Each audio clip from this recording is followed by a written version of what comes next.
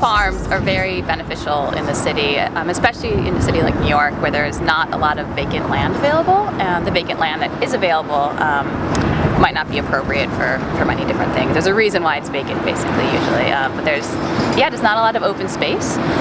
So it's really great to use our rooftops, and we grow a lot of herbs, which did very well this year. We do basil, lavender, lemongrass, sage, oregano, thyme.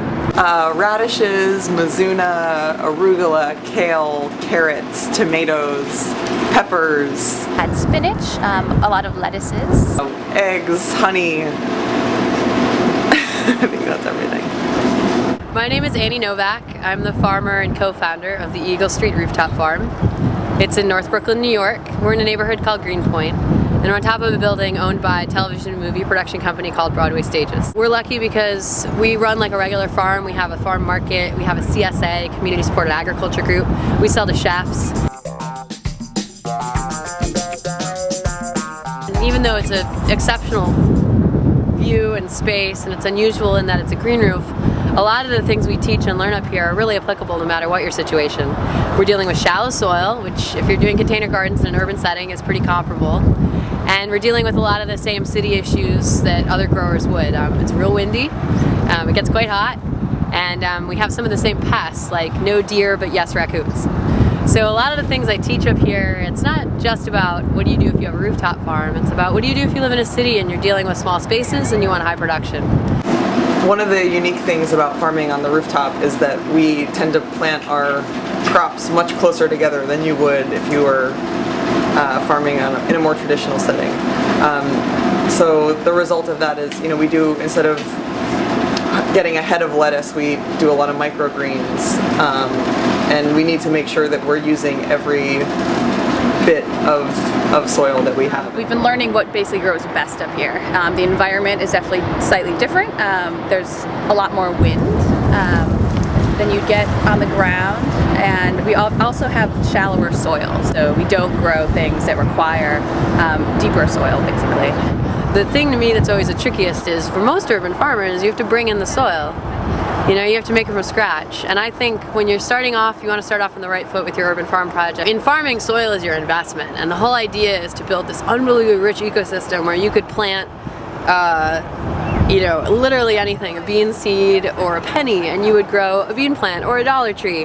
But with rooftop farming, we're dealing with a pretty artificial environment. The soil was brought up. It's made from a mixture of shale and clay, which is very common in green roofing. It's sort of like when you have potting soil and there's perlite and vermiculite. It adds volume and it helps with drainage. And then the rest of the composition is a post-industrial mushroom production compost mix. So all these growers in Pennsylvania that grow mushrooms compost it at the end of the day, and they sell that soil to green roof companies, and that's our organic matter. That's the stuff that looks like dirt. So for us, it was important to have a lot of compost in our mix. We make our own compost here.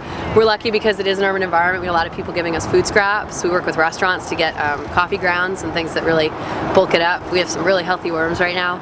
And that, to me, is the first thing I think of when I talk to urban growers. Where are you going to get your soil, and how high quality can you make it? One of my favorite things about doing this kind of work right now is that New York is still kind of discovering their role in this local food movement, and they're still learning about it, and it's still new. And in other parts of the country it's much more integrated and people are more informed about it, but I find it really enjoyable to be teaching and leading this charge at the moment. Especially in cities, it's much easier for people to become disconnected from their food systems and from where their food comes from.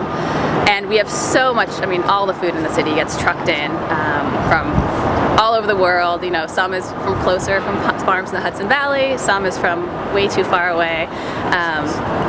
So I just think it's very, very important for people to see how things grow, where it comes from. We have a lot of kids that come up here, and it's, for city kids, if they don't have access to an outdoor area, it's the only time they've ever seen, a tomato grow, and for them to have the opportunity to pick that tomato and eat it, and maybe never ever liked tomatoes before because I've never had a really good fresh picked tomato, and then they eat it and think it's amazing, and that's probably the best thing in the world.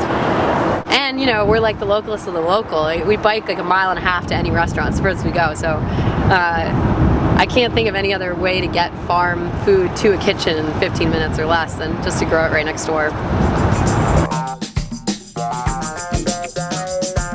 Also, there's a lot of benefits. It reduces stormwater runoff, which is really essential in the city right now, especially as we're dealing with older sewer systems, which isn't able to handle all of the water that's being put into it at the moment. So that would be great. I think especially in Manhattan, there's a lot of options for green roofs that are not quite as intense to work as a farm. And it also helps with reducing electrical costs and usage.